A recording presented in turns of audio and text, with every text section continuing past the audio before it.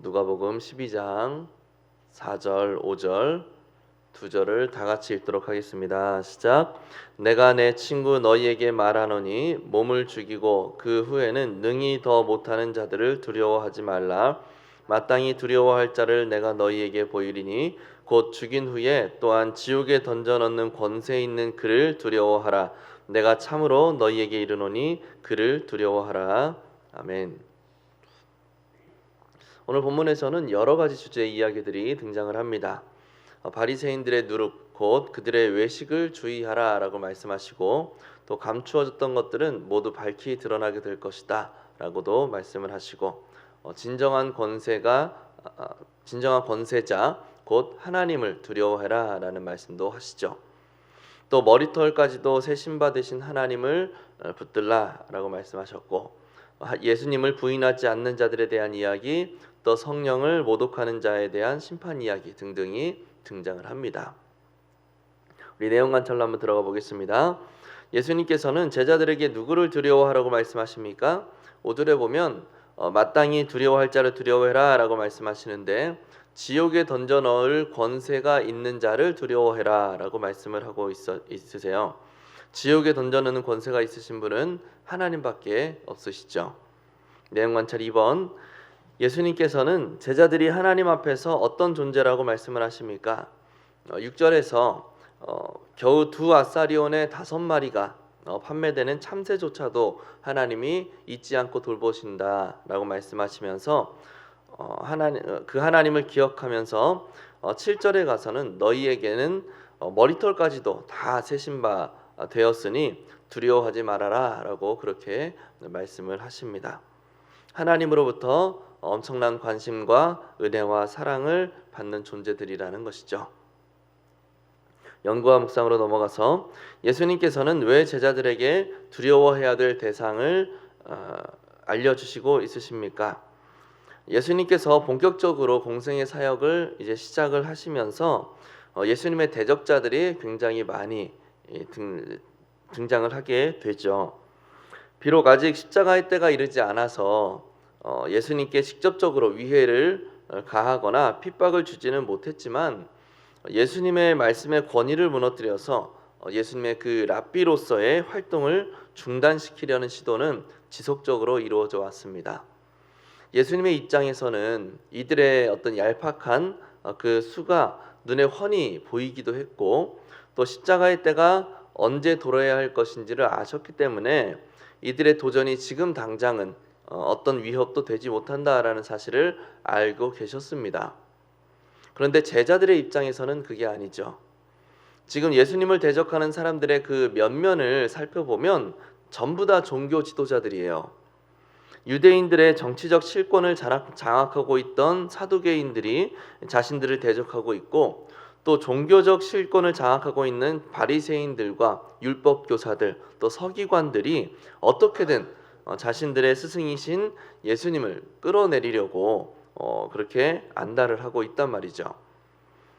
물론 예수님의 그 말씀을 들을 때면, 예수님이 하시는 그 교훈들을 들을 때면 그 말씀에서 느껴지는 하늘의 권세가 있으셔서 역시 우리 예수님, 이분이 바로 하나님이 보내신 메시아다 하면서 가슴이 뜨거워지는 것을 느끼지만, 또 금세 풍랑 앞에서 우리를 죽게 내버려 두실 겁니까? 라고 하면서 예수님을 흔들어 깨우거나, 또 십자가의 죽음을 말씀하시는 예수님을 잡아 흔들면서 크게 나무라는 불경스러운 모습을 보인단 말이에요.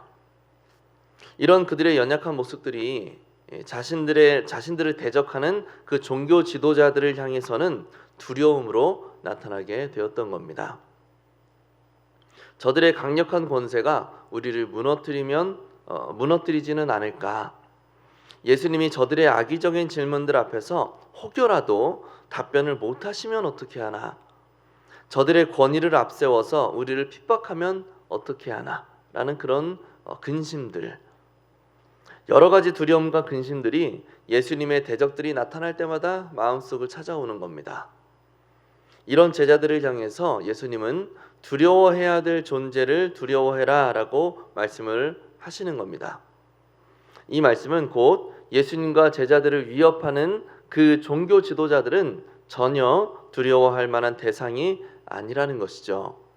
1절에서 바리새인들의 그 외식에 대해서 말씀하시고 2절 3절에서 감추인 것이 밝히 드러날 것이다라고 말씀하셨죠.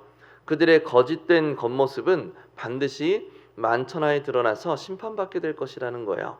그리고 그 심판은 5절에서 지옥에 던져넣을 권세를 지니신 하나님께서 반드시 행하실 것이다 라고 말씀하시는 거죠. 그리고 반대로 너희에 대하여는 그런 강력한 권세를 지니신 하나님께서 머리털까지도 세신 바 되었으니 오직 하나님을 두려워함으로 그를 경외하며 하나님의 보살핌 가운데 머무르라고 말씀을 하시는 겁니다. 8절 9절에서는 따라서 혹여 종교 지도자들의 박해로 인하여서 어려움을 당할 때에도 예수님에 대한 믿음, 예수님의 제자라는 그 사실을 부인하지 말고 하나님의 공의로운 심판의 때가 이를 때까지 반드시 인내하고 견뎌야 된다라고 말씀을 하시고 있고 11절과 12절에서는 너희가 그렇게 인내할 때 성령 하나님께서 마땅히 행할 바를 가르치실 것이다 라고 도우실 것이다 라고 그렇게 말씀을 하시는 겁니다. 그러니 겁먹지 말고 너희의 믿음을 끝까지 지켜내라 라고 말씀을 하시는 거죠. 느낀 점입니다. 하나님의 보호하심과 인도하심 안에 있는 제자의 삶을 보며 무엇을 느낍니까? 강력한 권세를 지닌 종교 지도자들의 그 도전 앞에서 제자들은 큰 두려움을 느낄 수밖에 없었을 겁니다.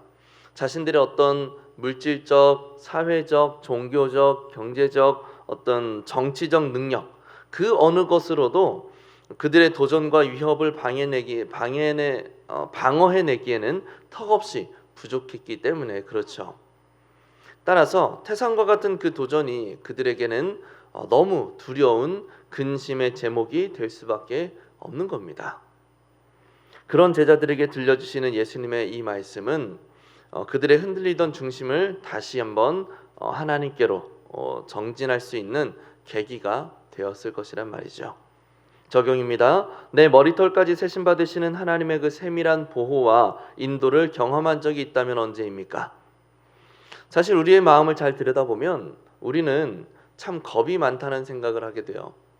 두려워하는 게 너무 많아요. 근심이 많고 또 우려하는 것들이 많습니다. 그래서 굳이 하지 않아도 될 근심들을 사서 하는 경우들이 많이 있죠.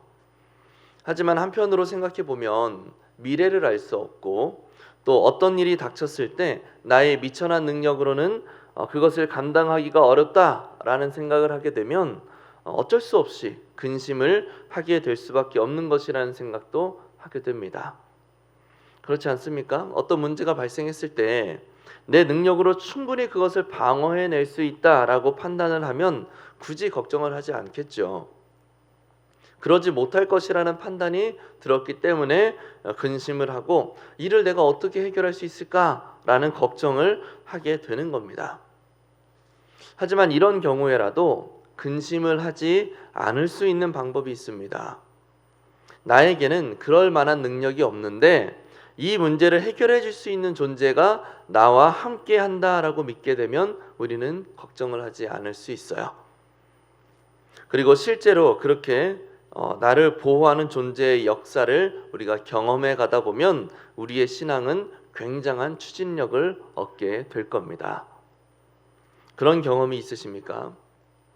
큰 걱정과 근심 가운데서 하나님의 보호하심과 함께하심을 신뢰함으로 마음이 탁 놓였던 그런 경험, 또는 하나님께서 나에게 실질적인 보호의 손길을 베풀어 주셔서 그 문제가 해결되었던 경험, 우리가 그런 경험들 가운데 살아간다면 하나님의 살아계심을 날마다 느끼며 살아갈 수 있을 거예요.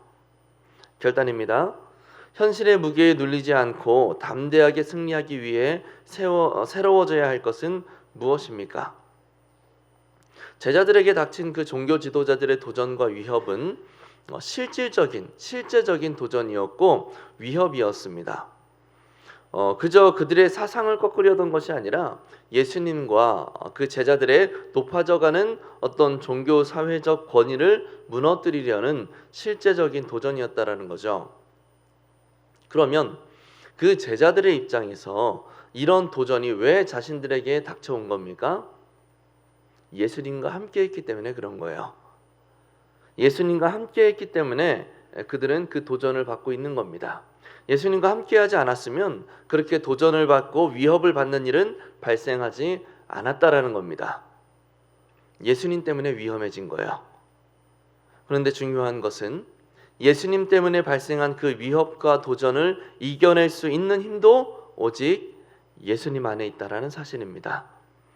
예수님 안에 온전하게 거할 때에 우리는 세상을 이겨낼 수 있는 힘과 용기를 얻을 수가 있다라는 것이죠.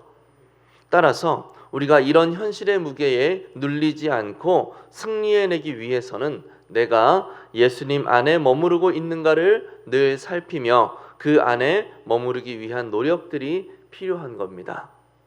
우리의 소망은 오직 예수 그리스도 안에 있습니다. 우리가 이 유일한 진리를 붙들고 나아갈 수 있기를 바랍니다. 비록 현실의 무게가 너무 무겁고 커다랗게 보일지라도 나와 함께 하시는 주님을 기억하고 붙잡으면서 믿음으로 그 무게를 견뎌나갈 수 있는 우리 모두가 될 수 있기를 예수님의 이름으로 간절히 축복합니다. 기도하겠습니다.